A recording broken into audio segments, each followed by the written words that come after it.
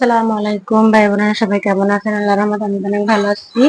আমি আজকে আমড়া দিয়ে ডাল পাকাবো। এই যে দেখেন, আমড়াটা সুন্দর করে এখানে কেটে নিয়ে নিয়েছি সুন্দর করে।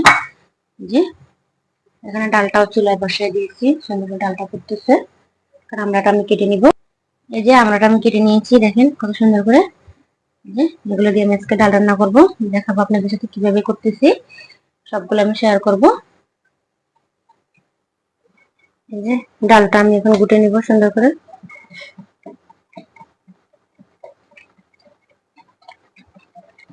ডালের ভিতরে আমি কিছু রকম কাঁচামরিচ দিয়ে দিয়েছি, আমি গুটে নিব সুন্দর করে।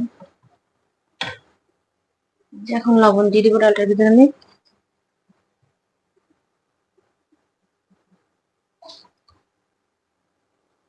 2 টেবিল চামচ পরিমাণ লবণ দিয়ে দিলাম।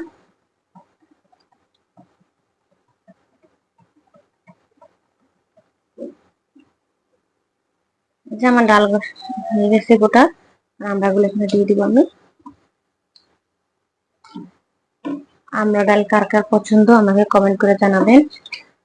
সবারই আমড়া ডাল পছন্দ, তাদের আমি আজকে পাকাইলাম।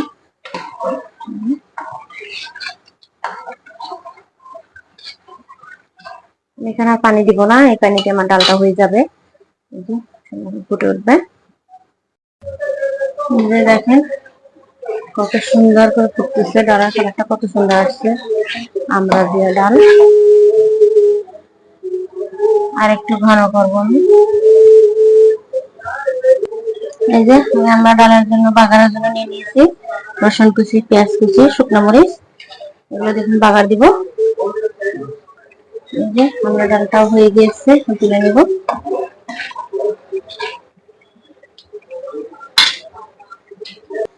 এই যে আমি কুচিটা দিয়ে দিয়েছি বাগারের জন্য, বাগার দিয়ে দিব। এই যে সুন্দর করে পেঁয়াজটা ভাজে নিচ্ছি।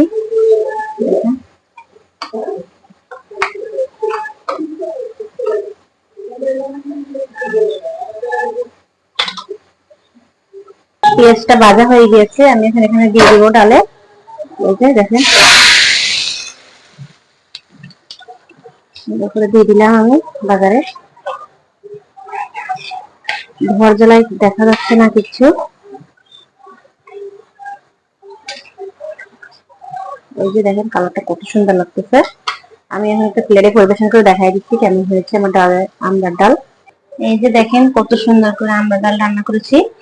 দেখতে যেমন সুন্দর হয়েছে, খেতেও অনেক টেস্টি হয়েছে। আমি যেভাবে আমড়া ডাল রান্না করেছি আপনারা একবার হলেও চেষ্টা করবেন বাসায়।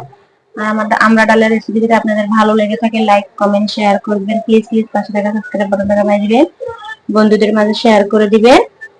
আসসালামু আলাইকুম।